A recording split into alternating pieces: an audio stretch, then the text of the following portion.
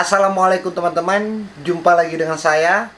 Di video kali ini saya ingin membahas kembali. Kenapa saya bilang ingin membahas kembali?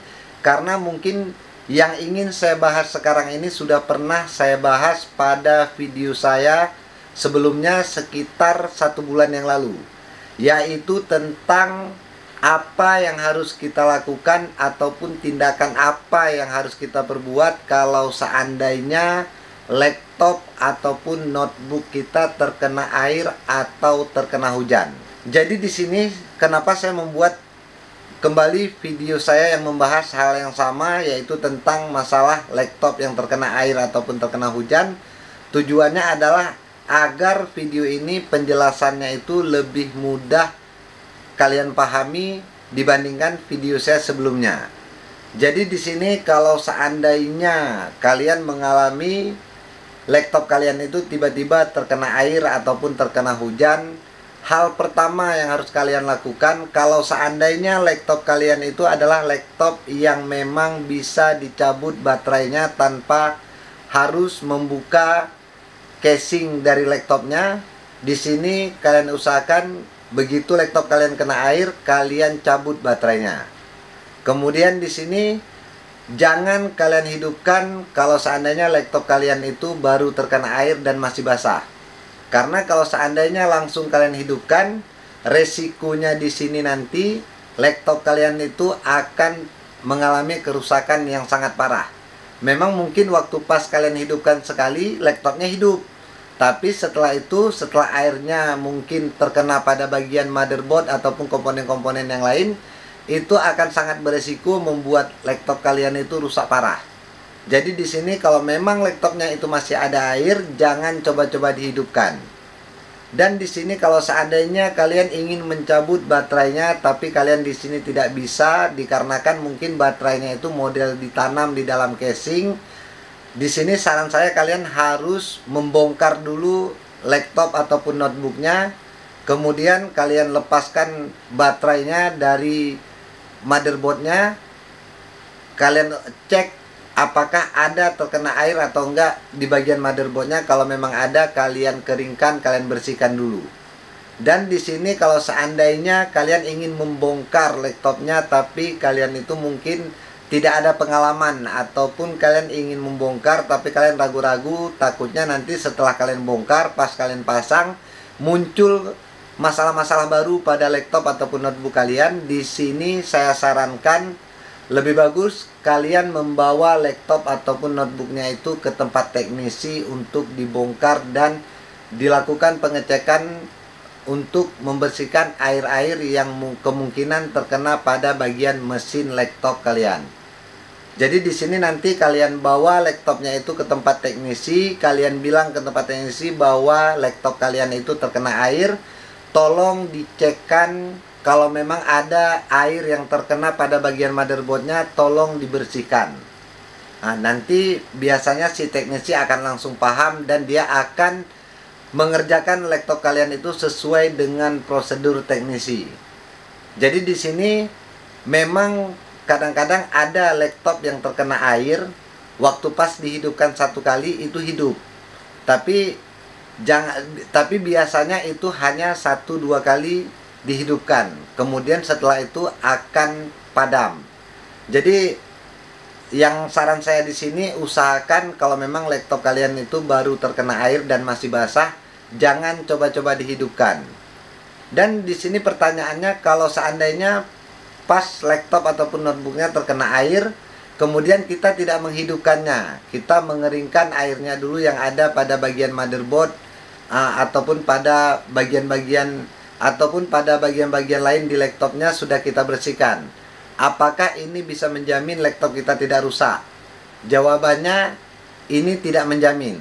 Ada juga kemungkinan untuk terjadi kerusakan pada laptop ataupun notebooknya. Tapi setidaknya kalau seandainya tidak langsung kalian hidupkan, seandainya pun terjadi kerusakan diakibatkan terkena air ataupun terkena hujan tadi, itu untuk kerusakannya masih ada kemungkinan besar untuk bisa diperbaiki. Tapi kalau seandainya pas kena air, posisi masih basah, kalian langsung menghidupkan, walaupun laptop itu pas kalian hidupkan sempat hidup, kemudian dia mati, itu resiko kalau seandainya terjadi kerusakan, maka kemungkinan untuk bisa diperbaiki kembali laptopnya itu sangat kecil. Dan di sini biasanya kalau seandainya laptop yang terkena air, yang sering terjadi kerusakan kalau seandainya motherboardnya tidak rusak, di sini biasa yang jadi korban akibat terkena air atau hujan itu adalah keyboardnya, kemudian baterainya.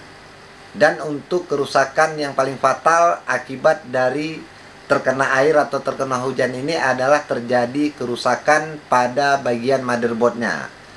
Jadi air yang terkena pada motherboard laptop ini bisa membuat motherboard laptop kita itu terjadi porosi ataupun penjamuran.